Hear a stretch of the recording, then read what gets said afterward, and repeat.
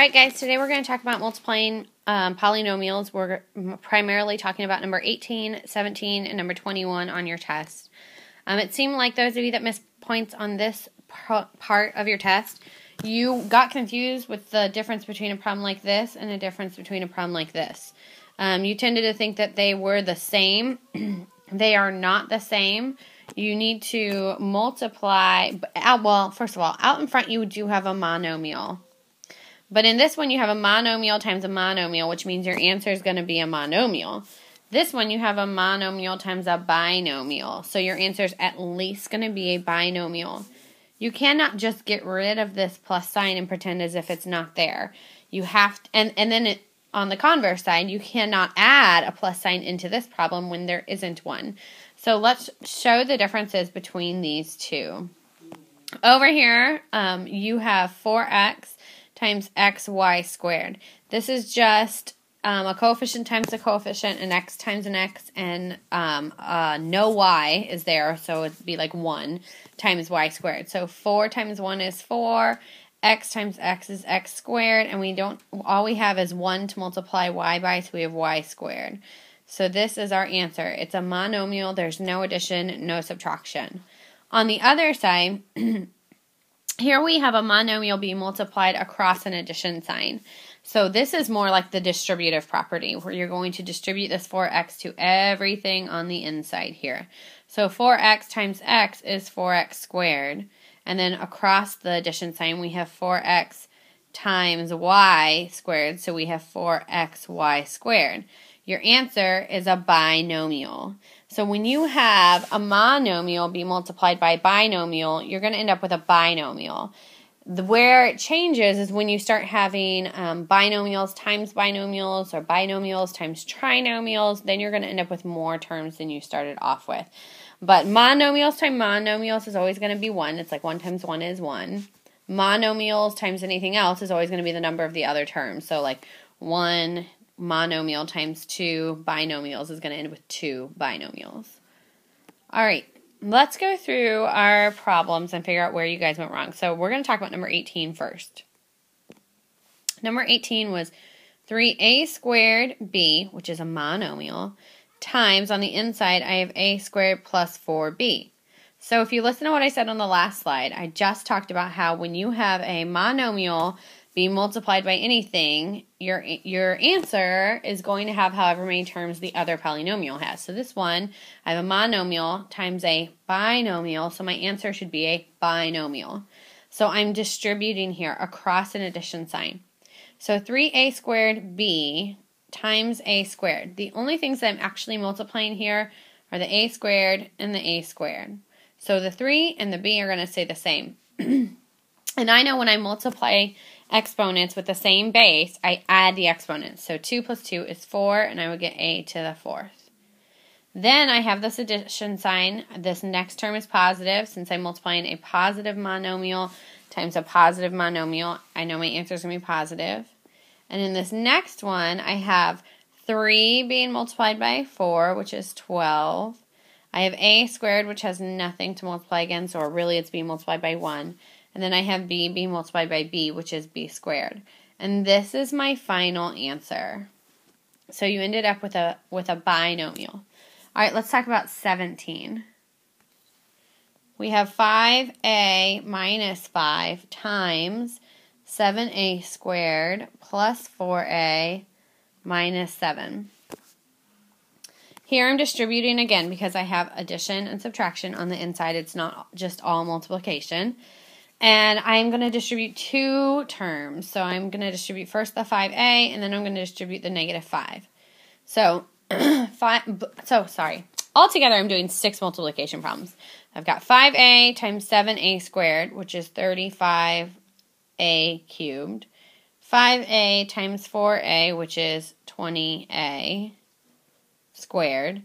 5a times negative 7 is negative 35a. And then I have my negative 5b multiplied. Negative 5 times 7a squared is negative 35a squared. Negative 5 times 4a is negative 20a. And negative 5 times negative 7 is positive 35. So now I need to combine my like terms. Remember, I go from the highest degree to the smallest degree. So the highest degree is right here. It's 35a cubed. I have nothing to combine it with, so my answer, my leading coefficient is 35. Then I have my a cubed. Then I have my squared terms. So I'm looking right here at my 20a squared and negative 35a squared. 20 minus 35 is negative 15a squared. Then I'm done with my a squareds. So I'm going to look now at my a's. I have negative 35a and negative 20a. Negative 35 minus 20 is negative 55a. And then at the end, I have my positive 35. So I'm adding 35 at the very end. This is my final answer there. So I ended up with 4 terms as my answer. All right, I want to look at 21. In 21, the first thing you should have done is draw a picture. We have a rectangle. We know it has a width of W, and we know that its length is 3 units longer than 2 times the width. So 3 units longer than 2 times the width. So part A wanted you to write a polynomial, and a lot of you guys wrote that you would take W and you would multiply it by 2W plus 3. But this is not a polynomial. This does not work at all. We have multiplication still here. We have parentheses and a number or a variable. It still needs to be distributed. In order to get your polynomial, you actually need to go through and distribute that W. W times 2W is 2W squared, and W times 3 is positive 3W. Now we have a binomial. That is our polynomial that we would use to find area. So letter B said, use that polynomial and plug in 12 for W. So I've got 2 times 12 squared plus 3 times 12. So I'm just going to use my order of operations to figure out what my area is going to be. So I've got 2 times 144 plus 36. 2 times 144 is 288 plus 36. And I know that I end up with 324.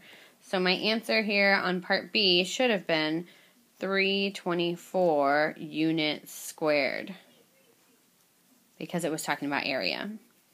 So hopefully that helped a little bit when it came to multiplying polynomials. I have one problem that I want you to do, and your keyword for these, oh geez, what should your keyword be?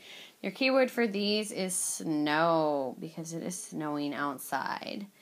All right, I want you to do this one sample problem. I want you to pause it, actually work it out on your own, make sure that you really understand.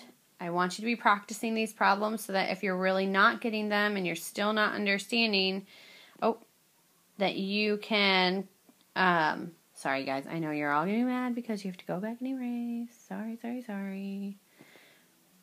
If you're not getting the sample problems right, then I want you to come to me before you retake the test and ask me for help and see if I can explain it in a different way that would make more sense to you before you take the test. Okay, I want you to pause and I want you to work out this problem for me. Okay, hopefully you paused and hopefully you worked this out. Let's go through it. We're going to take 7x times everything in this trinomial first. So 7x times 3x squared is 21x squared. Oh, cubed. And then 7x times negative 5x is negative 35x squared. 7x times 10 is positive 70x. Now I'm going to take my negative 4 and multiply it to everything. So negative 4 times 3x squared is negative 12x squared. Negative 4 times negative 5x is positive 20x. And negative 4 times 10 is negative 40. Now I'm going to go through and combine my like terms. Remember, going from highest degree to lowest. So the first one is 20x cubed, and I have nothing else to add it with, so that's going to be my leading coefficient, 21, and then I've got that x cubed. And then I have 35x squared being subtracted, negative 35 being subtracted by another negative 12. So negative 35 minus 12 more is negative 47x squared. Then I have 70x and 20x, and when I add 70 and 20, I get 90. And the last thing I have is this negative 40 here on the end that I have not touched, and I have nothing else that I can combine with it. So this is my final answer. That is my polynomial. Hopefully you guys understood and you did a good job. Let me know if you have any questions before I let you do the retake. Thanks.